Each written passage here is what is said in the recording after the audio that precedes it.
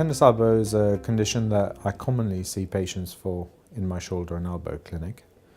It's quite a common elbow condition, and although some people think because of the name it's associated with sports, it can be a problem for patients who don't engage in any sporting activity. It's associated with pain on the outside of the elbow, and patients can struggle with this for quite some time before they get diagnosed and managed. There is an argument that tennis elbow undergoes a natural history where it will resolve if left alone, but for most patients their symptoms are severe enough that it hampers their work and everyday living. With all conditions, I like to try to treat patients with non-operative management first before considering operative intervention, and there are a vast amount of non-operative treatments for tennis elbow.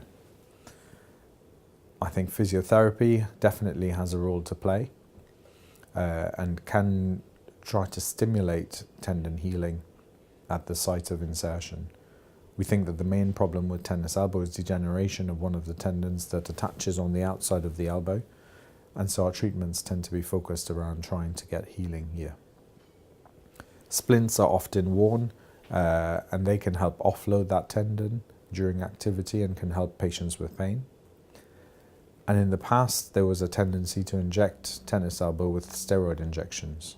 However, recent evidence has shown that patients in the long run are probably worse off for having had steroid injections, and so I no longer do this as part of practice.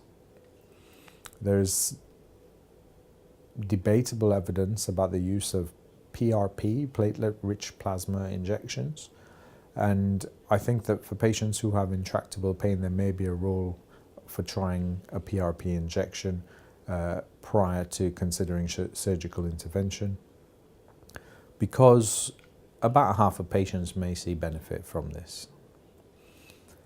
Before considering surgery, I would often get a scan to make sure that there aren't other problems inside the joint that are happening alongside tennis elbow or masking or presenting as a tennis elbow.